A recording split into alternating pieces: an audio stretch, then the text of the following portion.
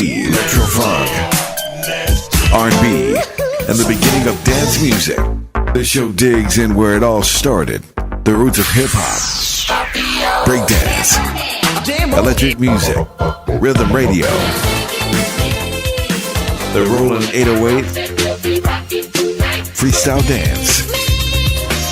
You're listening to the Old School Rewind with Randy Bubba Black on the Podcaster Online Network, Facebook.com/Old School Rewind, and at oldschoolrewind.com. This week on the Old School Rewind, we talk about the national anthem. Just kidding. We're talking old school. And on the Old School Rewind, we stand. You say 1 for the trouble, 2 for the time. Come on, y'all, let's... Well, it's just been 5 weeks' time and over 1,000 listens. It's better than 1. It's better than 100. Podcast number 6. It's Randy Bubba Black, Aaron, as they call me back around the way. However you want to know me as the guy that loves old school. And here on the Old School Rewind, so far, Lonzo, Cosmo D from Nucleus, Stevie D from the Force MDs, Doc Ice from UTFO, 4 or 5 artists that were scheduled up, and we had a couple of weeks with the disasters happening. We weren't able to record, and we've had to do our first greatest hits.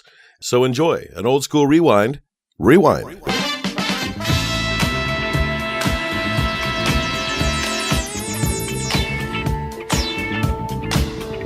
All right, the song Movin' playing in the background right now. Lonzo Williams, what does that song mean to you?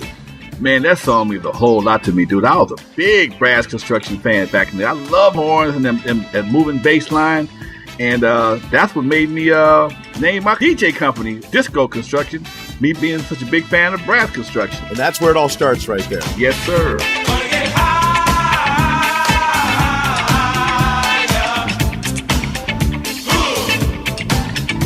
Disco Construction was a street promotion team. What did you do there? Man, we went around doing parties at various places. Back then, the term mobile DJ hadn't been coined yet. And I guess I was the first mobile DJ to LA, and I was constantly working. I didn't have a lot of competition. I spent all my time, man, doing parties, bar mitzvahs, wherever they had electricity and needed a DJ, I was there. And they didn't have the internet back then, so you had to go and grind and work it. You know what? I was kind of lucky, man. I learned how to cheat at an early age. One of my friend's dad owned a print shop. And what I would do, I'd go to the print shop after hours and thumb through everybody who was getting married or having a birthday party, who was making invitations. Slick. And I called them up. You got a DJ yet? Oh, no, we didn't think about that. Because back then, people were just playing records at their house. Man, that's the ultimate grind. I don't know if I've ever heard that before. That's the what year are you talking? Because back then, that was Man, we're talking about 77, 78. Oh, man. I mean, I was one of the few cats that had 2 turntables and a mixer, and I had access to a sound system, and I wanted to stay busy, and that's what I started doing. I figured out a way to book gigs, and usually at a wedding reception back then, the DJ was the last thing they thought about. The kind of work you were doing there, you went into a place called the Record Shack. So how did this all put itself together? You know, I was actually trying to buy records from Record Shack, and I called up trying to buy some records. They wouldn't sell them to me. I had to have a resale license. But the guy who answered the phone, his name was Lonzo also, and he took a liking to me when he found out what my name was. And I remember I just met my partner, Roger Clayton, and he had just got laid off from Licorice Pizza or one of the big record stores, Warehouse. And I turned him on to the gig, and a few weeks later, he turned me on to the gig in the Warehouse. So, just by doing that, I stayed in the loop. And what'd you do there in the Warehouse? Come on, man. Bring it. Bring it. We talking about the 70s, right? So that's right. Man, we was rolling around there on roller skates, high as hell, off some of the best, some of the best. What did they call it back then? Man, if you can get hold to some Colombian, Cheech and Chong, Colombian, or some Thai stick. Oh, that's right, Thai stick. If you can find Thai sticks, you were in get high heaven. Okay. Well, it was a disco era, man. So Michoacan, man, Acapulco Gold, man. I even smoked that tight stick, Tight stick? Yeah, that stuff is tied to a stick, Tight stick. Yeah, that didn't even do nothing to me, man. I could probably smoke this whole joint, man, and still walk away, man. Wouldn't be no problem at all, man. Crazy part about it was, weed was totally illegal. I mean, it was a felony back then. People were still going to prison for having joints. Right. Okay. And we still did it anyway, man. We had a ball rolling through the warehouse. High, couldn't hardly see. But hey, we had a good time, man. Get the records off the shelf and then ship them off.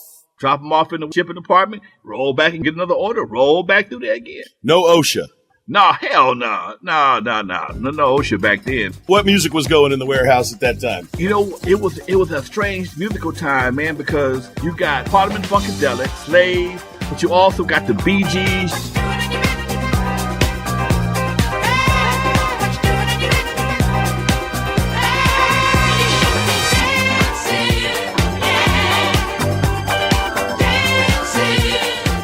You got Rod Stewart.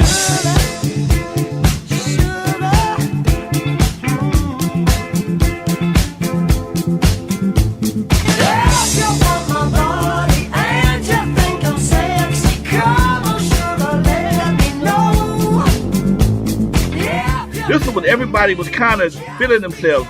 A lot of your radio stations played everything. If it was funky, they played it. They didn't care if it was Black Blue Eyed Soul or what. They just played it. So we grew up into everything. Even as a DJ, I'd play Doobie Brothers right behind Parliament Funkadelic. It was no big deal.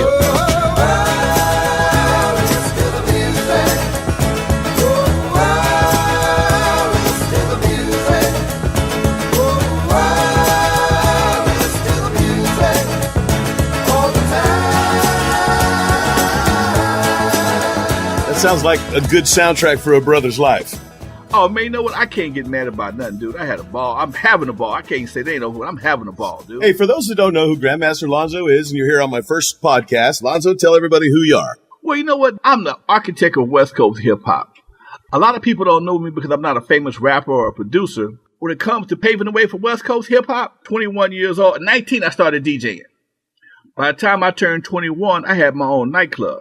By the time I was 23, I was promoting shows like Curtis Blow, Run DMC. So I brought all these guys to the West Coast for the first time. If it wasn't for me, they never would have saw the Pacific Ocean. So I had my DJ crew in the club that consisted of guys that people don't even know yet. I mean, I got to give these guys some love. We had Billy T, Sweet Ron, DJ Unknown, Dr. Rock. This was my first crew. Later came on DJ Yella, Dr. Dre, Clientele. And by doing this right here, man, it was so much other stuff that had to be done.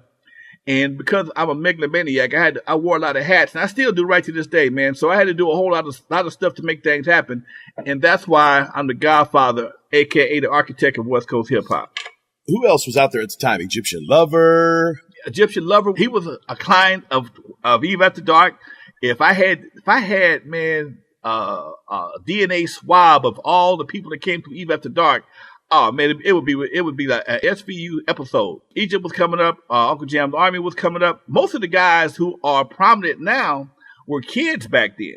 I mean, I'm like maybe, I don't know, 8 years older than Egypt. Egypt might have been 15 or 16 when he was coming to the Eve After Dark. So these guys are all being inspired by what we were doing. So I'm 11 years younger than you. I'm 50. Okay. That places me in 84, my sophomore year in high school. Okay. Yeah.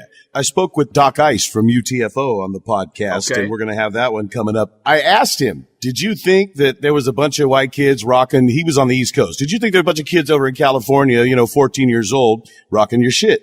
And he said, we really never thought about it. And to think about it today, it's sort of funny that you say that. Did you think that you were going to hit the white kids immediately, or were you seeing it in the club, or I mean, because I'm 50, and I'd rather listen to something between 86 and 91. I'm stuck there, and I know you like the 90s stuff, and I'm more of a right there in the mid 80s, right at the front, man. T-La Rock and Flash and UTFO, and just everything was coming out. But I used to get your records here in town and the sound of the West Coast. Did you think you were hitting young white kids outside of LA? We didn't realize we were so popular outside of LA. We're gigging in Louisiana, okay? I told my manager, Jerry Williams, that I wanted to make at least $5 to $10 grand a night gigging, okay? He was booking 2 shows a night for us. One show we did in Dallas, other show may have been in Louisiana.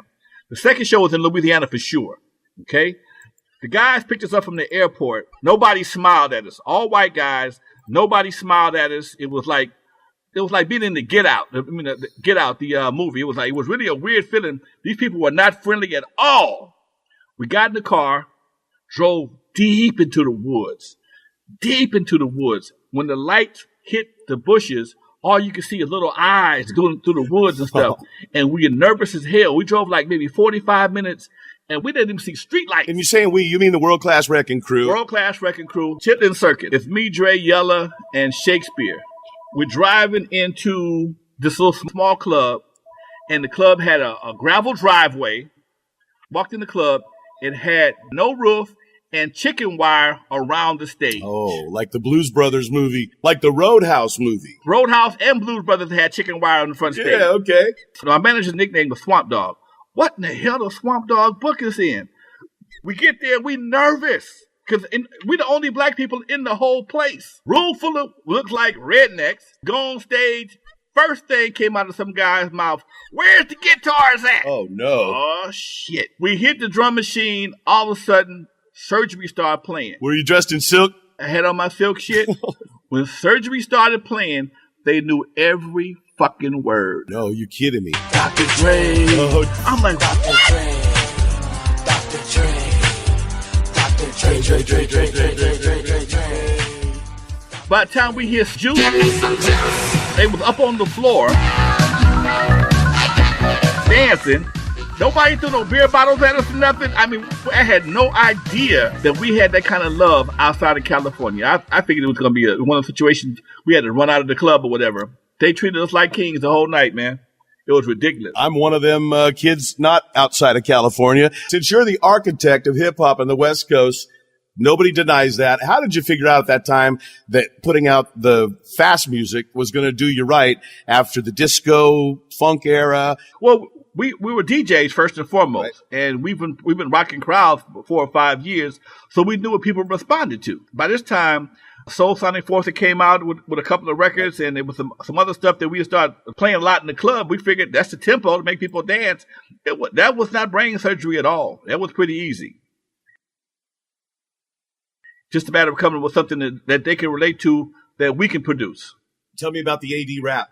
EAD rap, Eve After Dark rap. Eve After Dark rap was a record that Von Masons and crew Rock Skate Roll Bounce. And it was me, Dr. Rock, DJ Unknown, and I think it's Ron.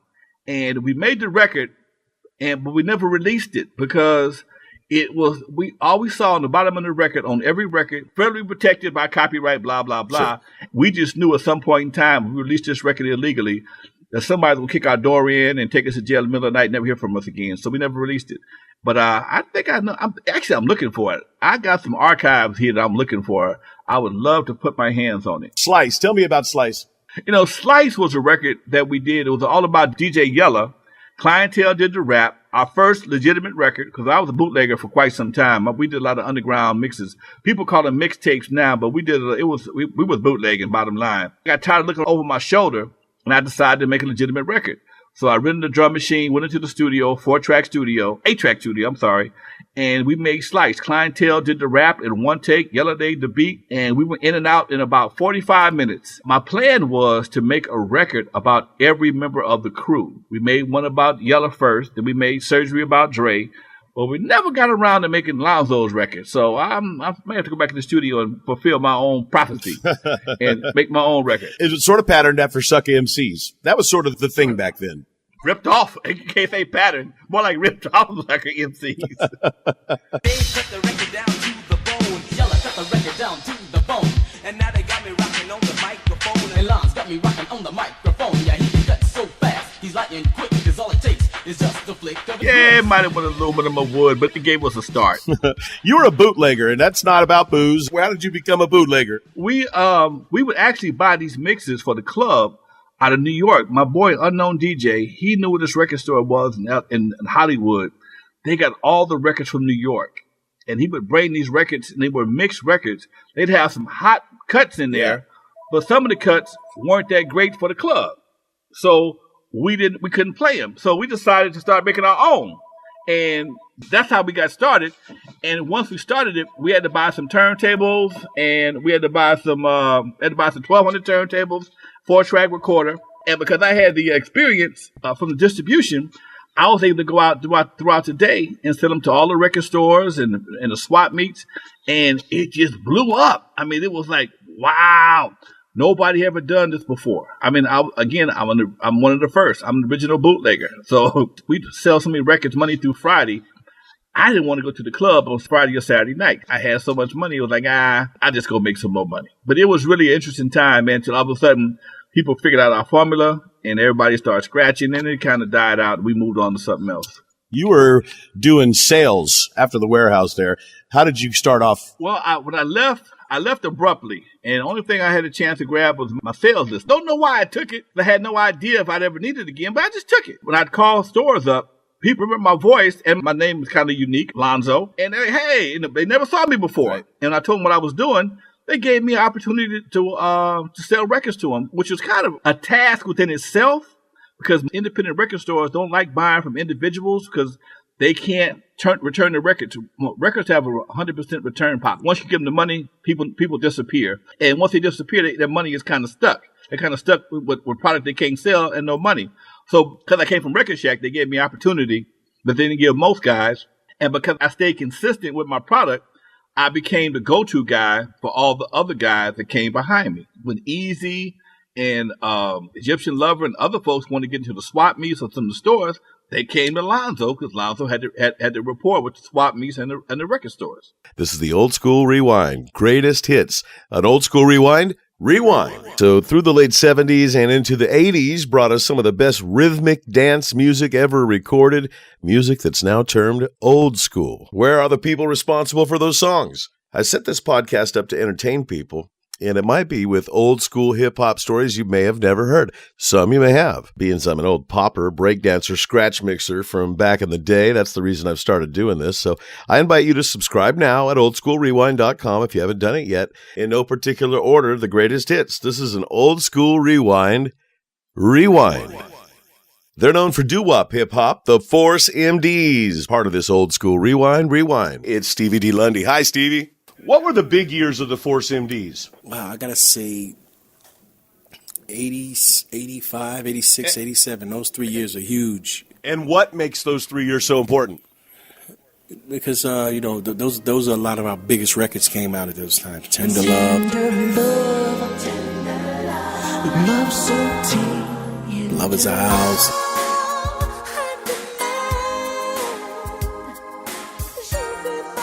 Here I Go Again.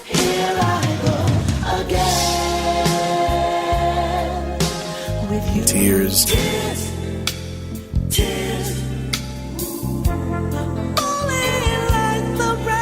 In those 3 years, we made a lot of big records, back to back, Itching for a Scratch. You're in trouble, son, I know for sure, cause what you got, there ain't no cure. So take this beat, go home and scratch, but stay away from me, cause it's easy to catch.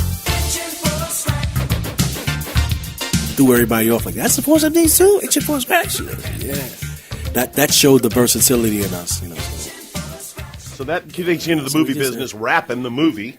And yes, the movie rapping. Yeah, we were supposed to be in the movie Crush Groove also, but they chose New Edition because they were like the bigger group at the time. So he says, we can give you guys a song on the soundtrack if you want.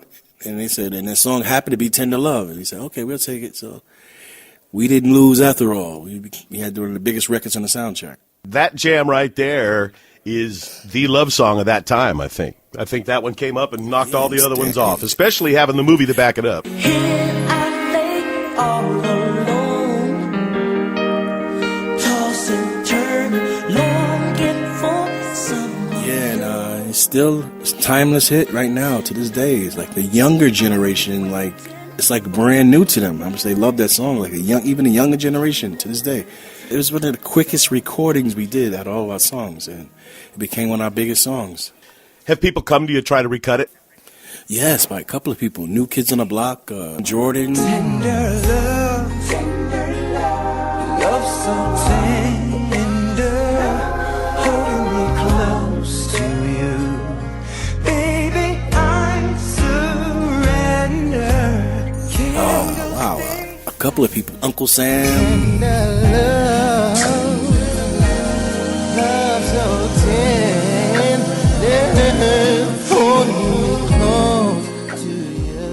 Just couldn't stand the test of the original, though, because if I'm not hearing about any of that, it must not have outstood the original. Man. That's a good thing. Yeah, Alicia Keys even recut it. Love so tender, holding me close to you. Baby, I surrender. It was just too authentic the way we did it, and that's why it stands the test of time. From dancing to Michael Jackson, flipping, singing, rapping, you literally did it all, and nobody was doing that at that time. Yeah, that's when back in the day we were on tour New Edition. They had a hard time with us back in the day. It's like, who are these guys? You know, that was back there. But I wanted to ask you, do you respect the New Edition? Yeah, you got no other choice but to, man. You know, these guys just come hit after hit like machine guns. Like they don't miss, man. And it's like they got a different blessing on them guys, and you know they've been through their trials and tribulations. But you know, at the end of the day, they're truly blessed, man. Just the songs they made, the impact they did on the music, and you know, you got to respect them. You know, we were one of the groups at the time with them, but you know, they kind of surpassed us because of more success of their solo albums. They adding Johnny Gill, so they made a lot of right decisions in their career. So we have nothing but big respect for them, you know. So T.C. Trisco wrote a game-changing song with Robin Haplin. Yes, Robin Haplin was Tom Silverman's wife. Yeah, Tommy Boy's wife. You know, people was shocked, like, you mean to tell me a white lady produced a lot of that stuff? So, yes, she did. Tom Silverman's wife, too. That's fierce. It shocked everybody. Tears, Here I Go Again. She did a lot of our songs. Couldn't Care Less. She did a lot of our songs. Here I go again with you. How was it working with Jimmy Jam and Terry Lewis? Were they rock stars? Did you know anything about them, or did you learn about them as they came along? At the time we worked with them, they had a lot of like SOS band stuff out. You know, Tender Love was a song that broke their career. That's the song that broke them pop. You know, because a lot of their songs never crossed over pop, but Tender Love was the first song they made that crossed over pop, and then Janet Jackson came directly after us. Yeah, okay, all right. And then Sherelle and, you know, Alexander O'Neal, we opened the pop doors for them, man. And they definitely thanked us on the Grammy Awards for us like making the first breakout song that crossed over big for them. And then after that, every song they made just went crossover to pop and R&B. So it's a good feeling. One of my favorites, man. And again, I was a hip hopper. I told you I'd go, and I was a DJ, and naturally we were heavy on the tempo. Popping turned to break dancing, and I remember getting the album, and I heard all these songs and ballads, and I'm still, you know, not really put together on the ballads yet. I'm still break dancing and popping, and man, we want to hear what's coming out. And then right in the middle of this album, I hear the 4 CMDs meet the Fat Boys. Tell me about your time with the Fat Boys and that scene. Just sit right back and you hear a tale of the 4 CMDs and the day that we met the Fat Boys on the Staten Island Fair. Oh, Fat Boys. That was a funny moment. You know, we were working with those guys. You know, we know those guys for a long time. We were on tour with them for, you know, the Fresh tours, early Fresh tours. And it was funny working with them because we was in the studio with them. And they said, we want 10 pizza pies while we're recording. And we was like, man, y'all crazy. Y'all can't eat 10 pizza pies. You know, we ate some, but they ate at least 8 pies on their own. And it's like, we couldn't believe it. Like, these guys can really eat like this, you know. It wasn't no like joke. There's pretzels. Yeah, like there's pretzels. Sorry, my part. Hold on. Goop. And then they started doing their part. You know, it was, now we've heard of them before, but who would ever believe that the Fat Boys would ever meet the Awesome D? While they do their thing and we start to rap, all sucker MCs must step on back. So check out the beat and the funky rhyme as your energy level starts to incline. And bust the funky rhythm and feel the heat. So come on, beatbox and bust that beat. Really funny, guys? Very funny. Us always the ones cracking jokes, laughing.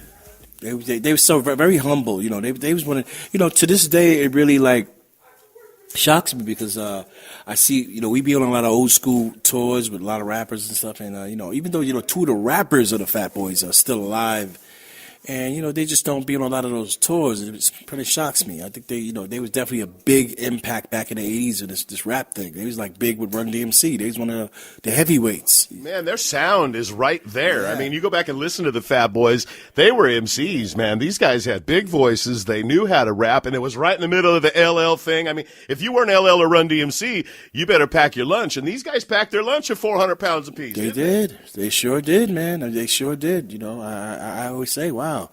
They got two of the voice. I know the beatbox, rest in peace, Buffy, but they still got the rap voices that can still. You always get a guy to fill in with the beatbox, but you got the rap voices, and hopefully, they definitely start getting on some of these big events. Because we would love to do that song on stage with them one time together. We never did it together on stage with them. Wow, and that's what Gilligan's Island. Just sit right back and you hear a tale of the force. Yes, Gilligan's Island.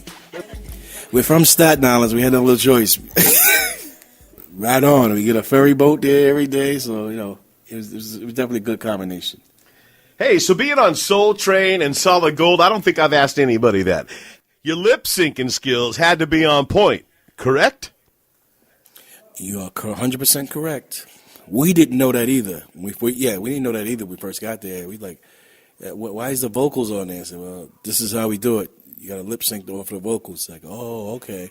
And it's always like when you go to those places, they're not as big as you thought they was while you're looking at it on TV. It's, wow, it's small in here. That's it, Yeah.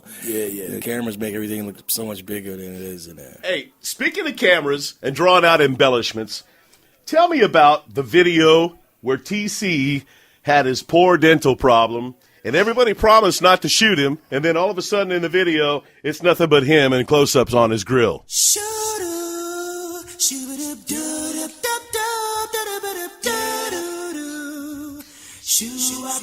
Right before we went to London to shoot that video, we was very big fans of Bruce Lee, and we have karate fights, like play karate fights. We do that in the big park of our projects.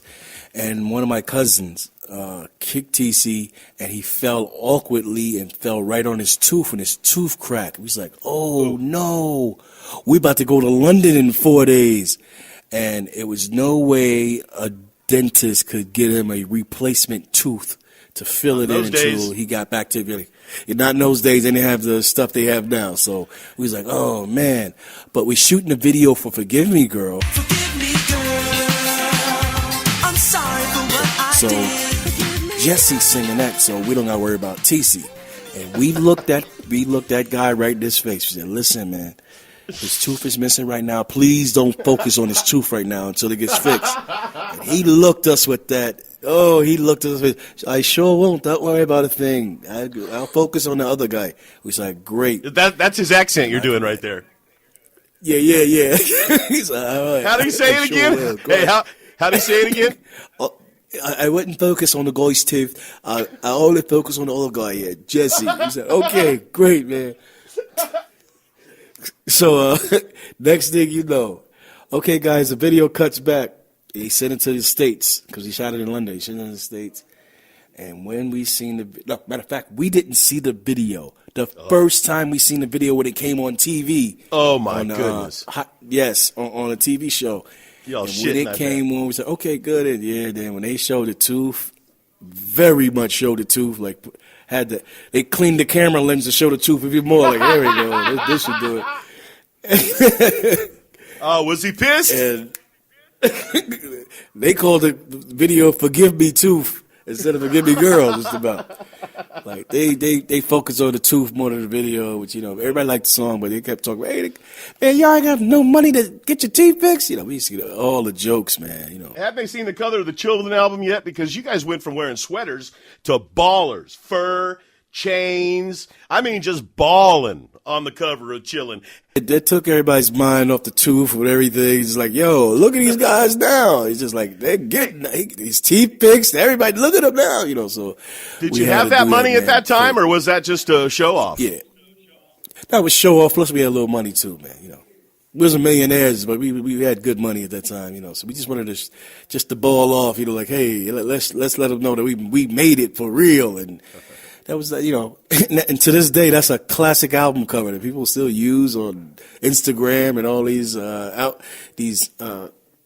outlets, and so it was cool. They snap on it and love it at the same time. Their major thing is when they make fun of it, says, "We just got our income taxes and show the album cover." And now we're balling out on the cover. Yeah. Yeah, it's hilarious though. Who was the most noticed in the band, Stevie? The most noticed in the band? Yeah. Wow, some bands have singers, and nobody focuses on the singers. They'll focus on somebody else. There was a country band named Lone Star, and I went to the showcase one time, and homeboy that was singing the lead was on the other side of the stage, and we sat and watched the keyboard player or the bass player because he was more enthralling than anything. Come to find out, as we watched, we're like, hey, the guy's singing on the other side of the stage, but this guy, he has all the shit on stage. Yeah, well, when it comes to that, I may say, like, Jesse was the most outgoing personality guy in the group because he really, felt he was Michael Jackson. So he just bounced around like Michael Jackson all the time. People were like, hey, that guy really thinks he's Michael Jackson. We got that a lot from him. My brother TC, who was the lead vocalist, was definitely more laid back. Jesse was definitely more energetic, and, he really thought he was Michael and we was the Jacksons. He little ego thing, but, that's the way he is, man. But, we all got our personalities that people notice a lot. Mercury's the more energetic guy on the stage to rock the crowd. Trisco was the Mr. Somersault with the baritone, bassy voice. I was Mr. Pop Lock rap, So we all had our personalities and voice that added on to the energetic style of the Force MDs. Did one of you guys have the power of the group? In other words, was more talented than anybody, and everybody in the group knew it? Yeah. That had to be TC. Like, he was the laid back, but his voice just told it all. Like, every time he sings something, it hits. It just transcends. Like, a lot of the songs he led from the group always like, but that's a classic, man. That's a classic. When you got that, you got it. Like, you're lucky that we all related. Right now, even right to this day, we're related, and we all, carry the sound that still sounds like we sound back in the days. We still can carry the sound because we're related and sound alike at times, but TC definitely was the golden voice out of the group. TC just had the extra touch that touched people even more.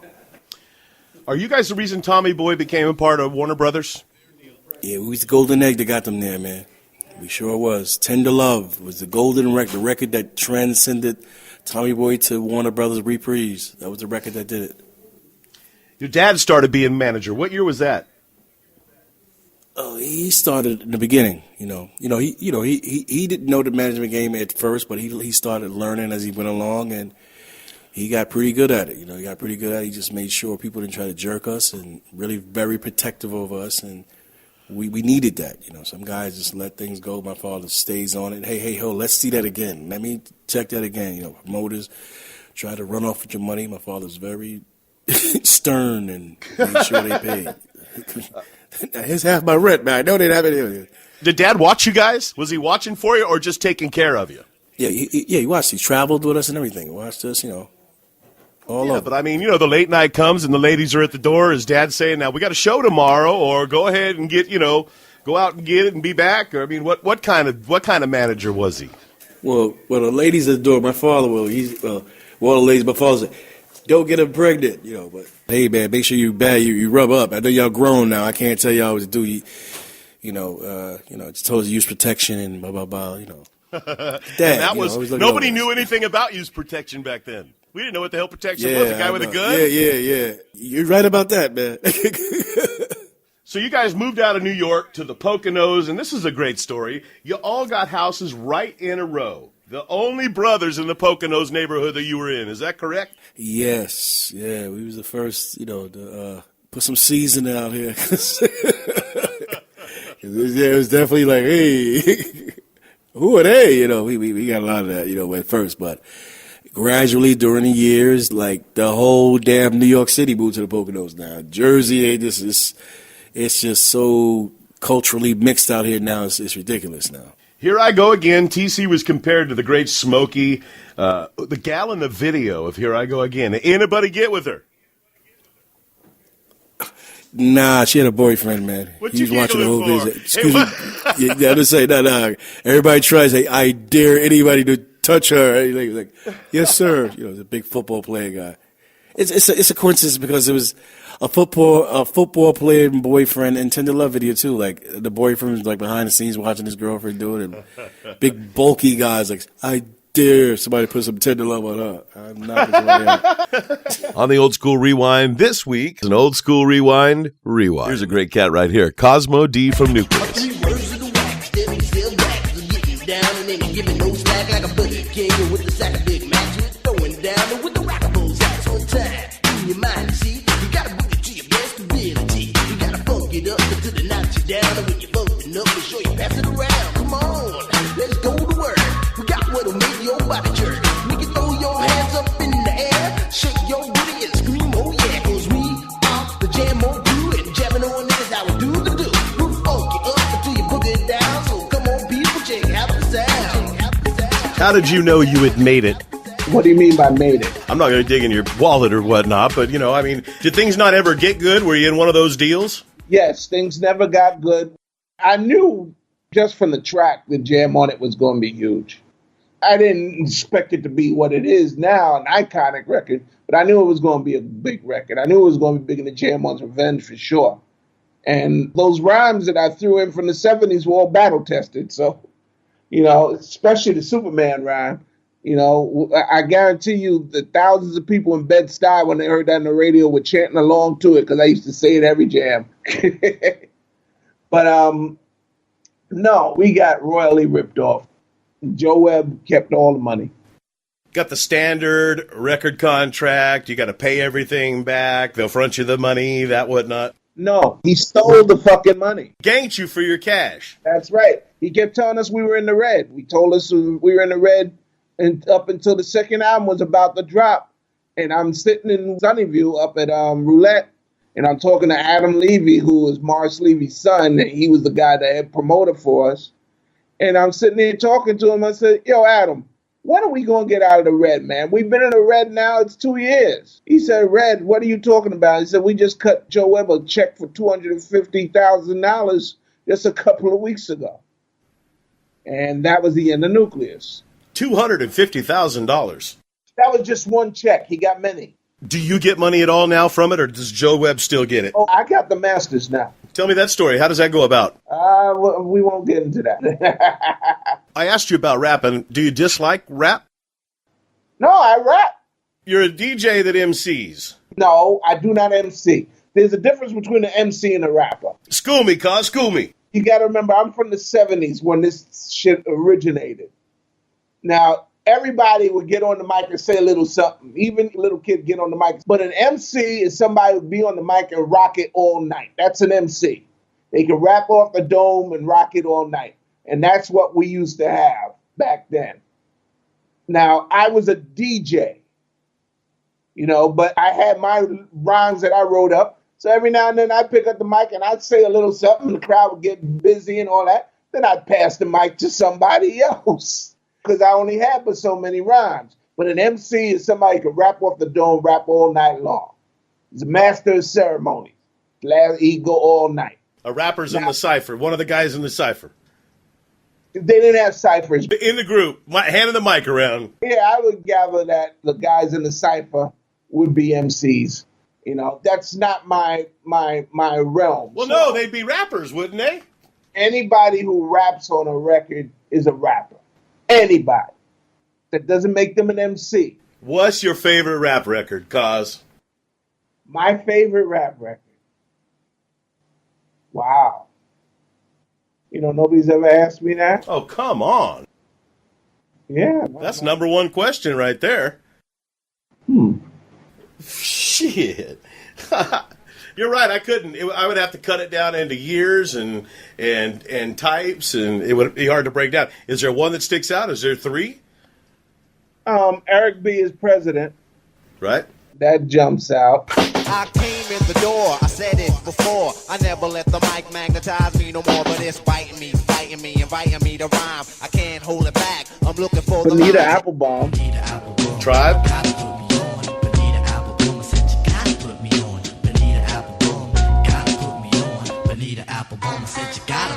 Yep.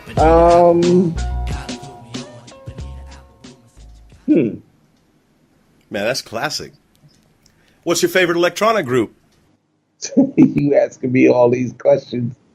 Come on, man. Was it Kraftwerk? You had to feel it. You felt it somewhere. My favorite electronic artist of all time. Is it Arthur Baker's work? Who is it? Giorgio Moroder, most likely.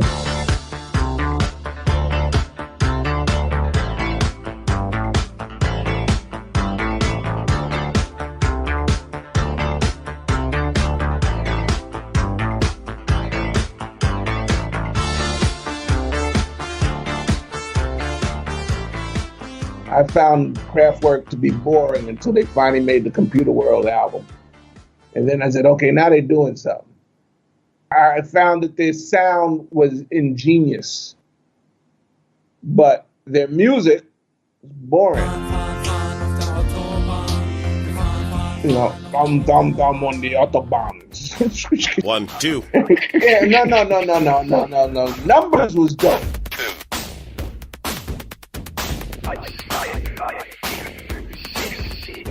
How about Tour de France? Tour de France was dope. Okay, I don't even rock the Autobahn, man. I just rock those two, man. That's what I'm talking about. From Computer World album onward, then they got funky.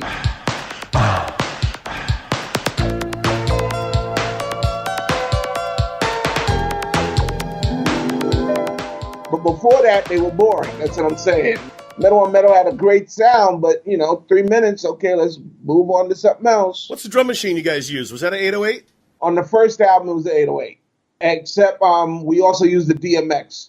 We used the DMX on a couple of tunes. On Destination Earth and No More Running was a DMX.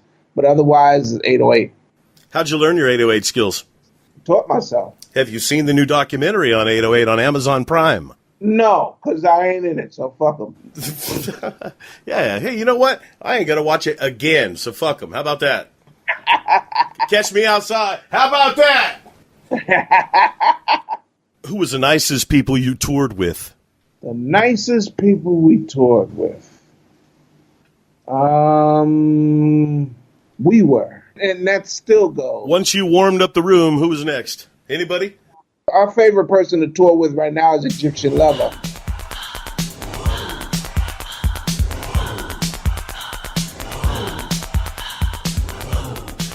Back then, I guess the coolest on the road would probably have been Houdini. Friends is a word we use every day.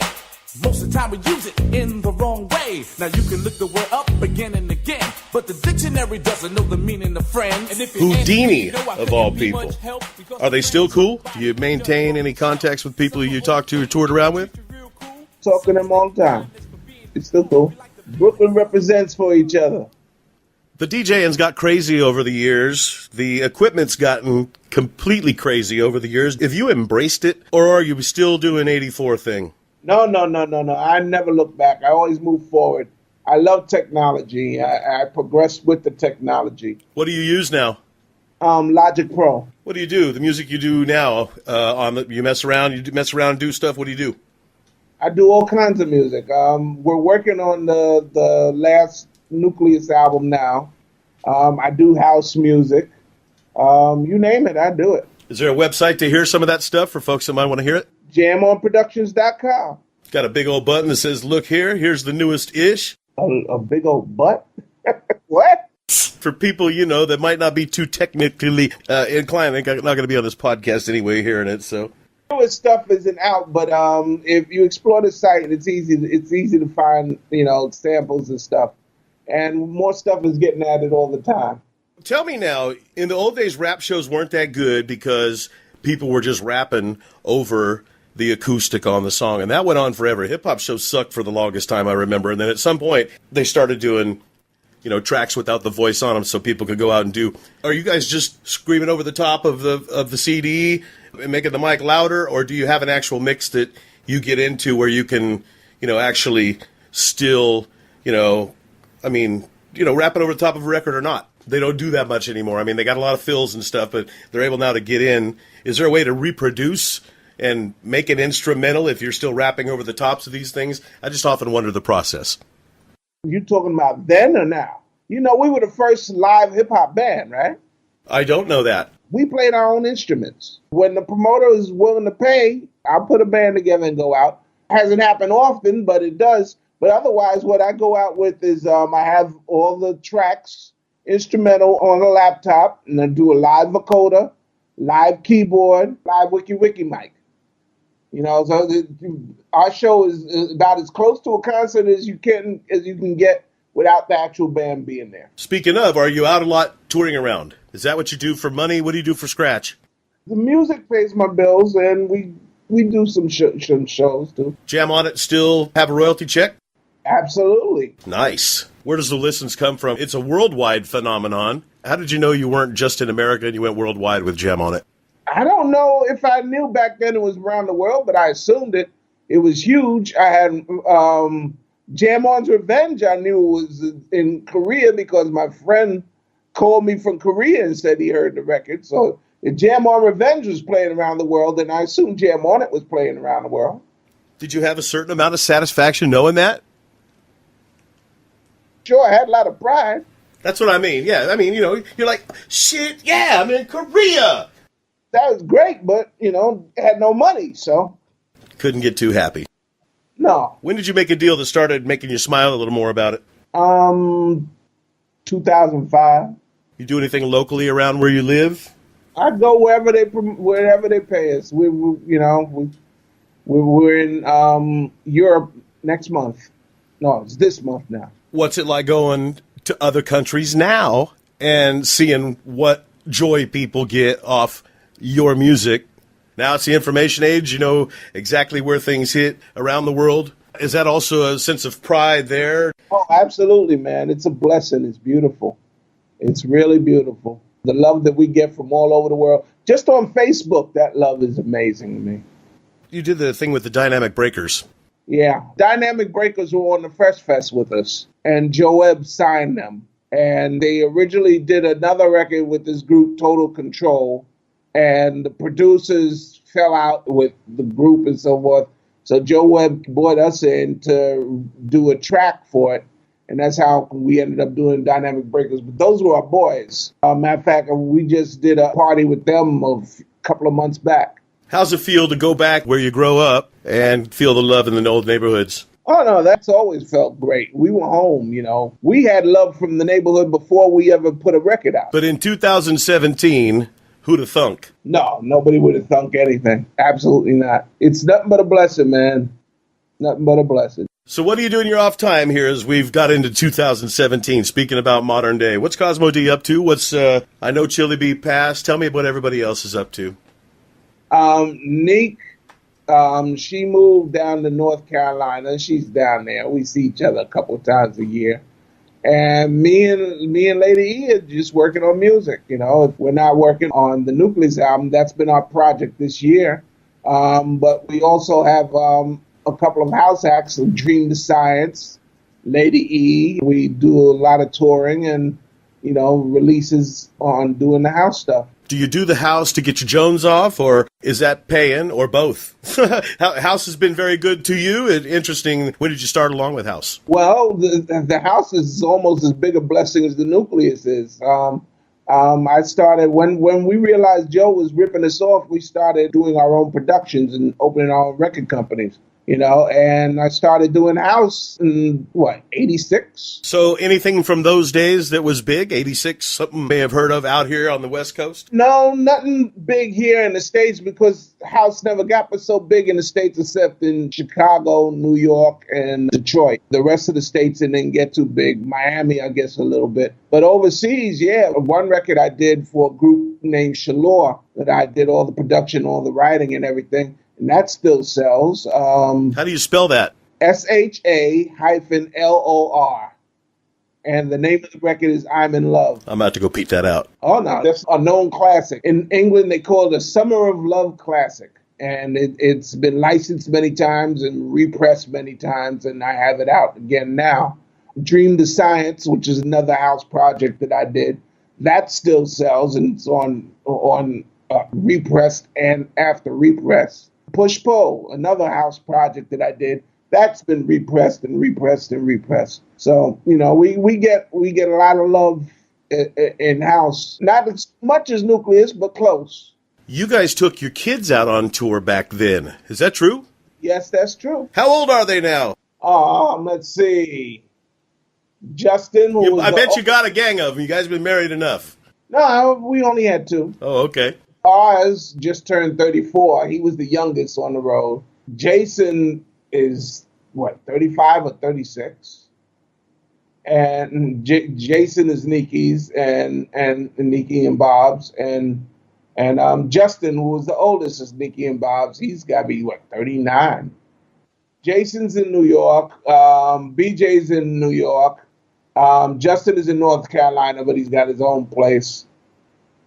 So, there you go. So they're mid-30s, not like these little icky mid-20s. Do they think it's whack, or do they think you're cool? They're grown, and they think it's cool. Absolutely. And they know they're going to inherit the business, too. So, are any of them into it? My youngest, Matthew, he's a DJ extraordinaire. He lives with us. Where can people find him on the web? DJ Dog Train. DJ Dog Train. DOGTRANE.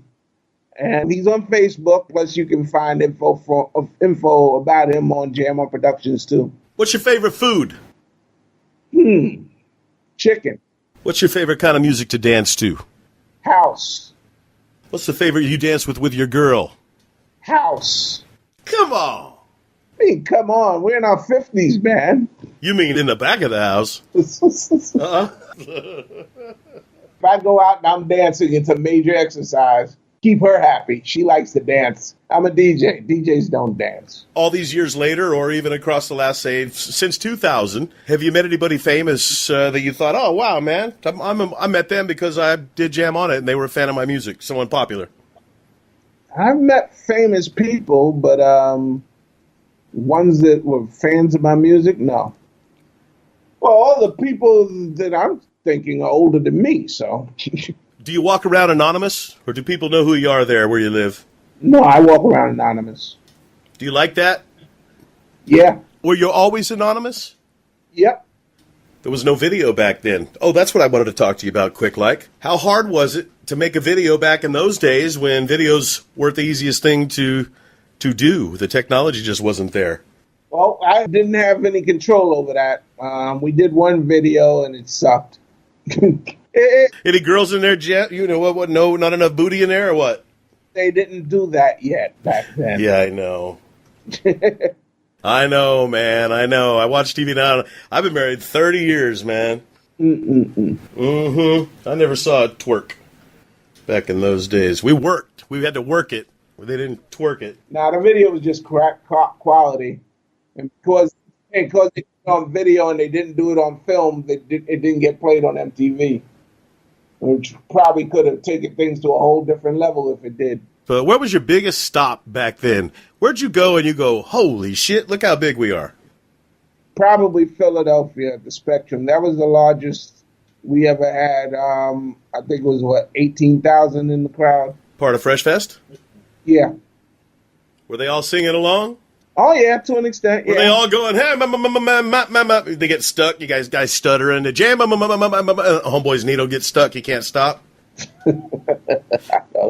All right, man. Hey, tell me how people can find you on Facebook. Cosmo D from Nucleus. Ben Cosmo D, COZMO D, CNAX. C is in cat, E, N is in Nancy, A, C is in cat. I'll put that on the notes of the show, too. I appreciate you letting me inside the mind of Cosmo D, the big timer at Nucleus, and Jam On It, one of the biggest songs in the history of hip-hop. I appreciate you. Thank you, sir. My pleasure. I appreciate you, man. Thank you. Take care.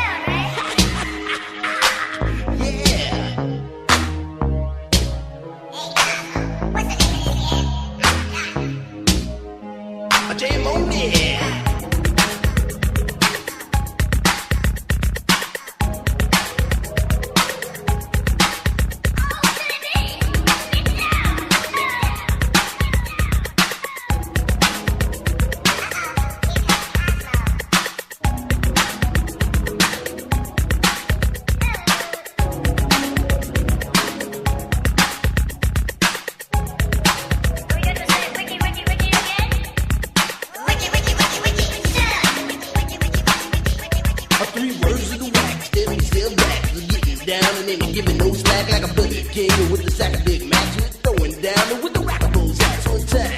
In your mind, you see, you gotta book it to your best ability. You gotta funk it up until they knock you down, and when you're bumping up, make sure you pass it around. Come on, let's go to work.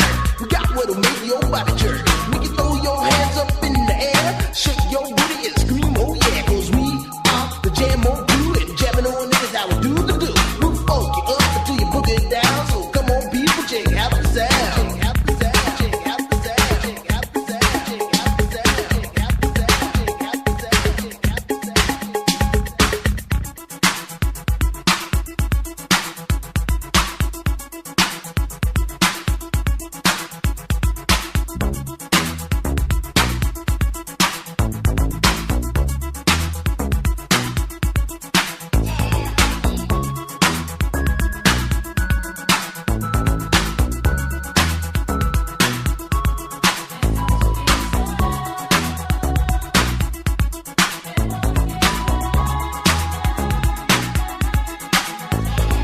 Allow me to introduce myself. My name is Stevie, and I'm a surefire, cold-blooded, bonafide, hot fucking jam on production MC.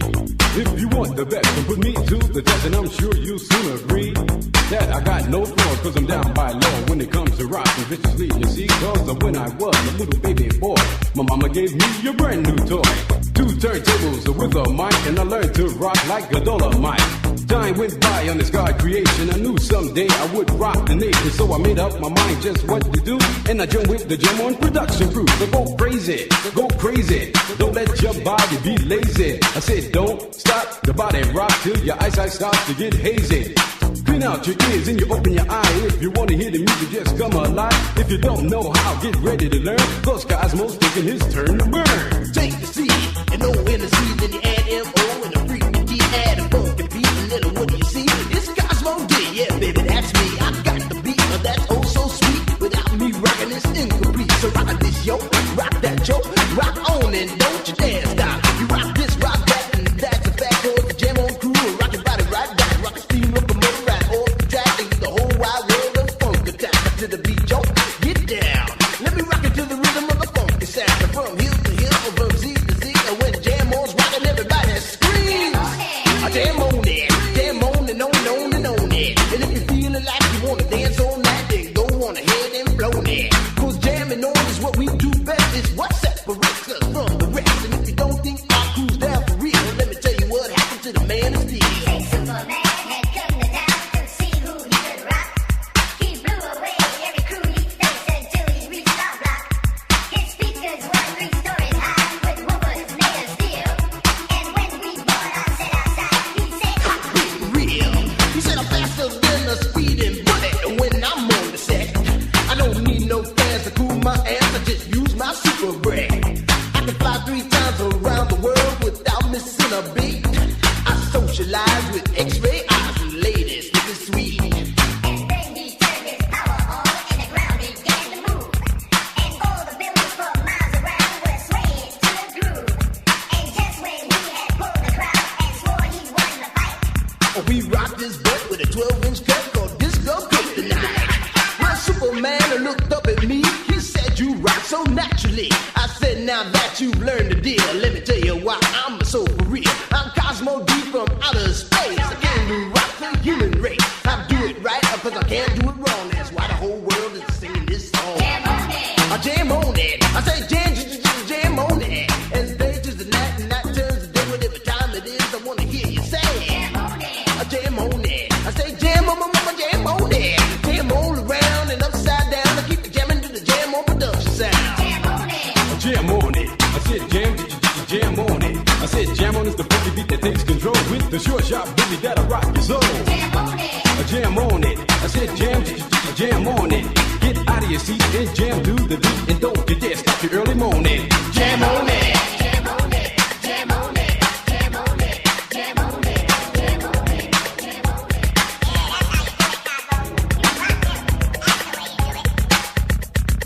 Yeah, like you can see where he went in the corner and he started doing this.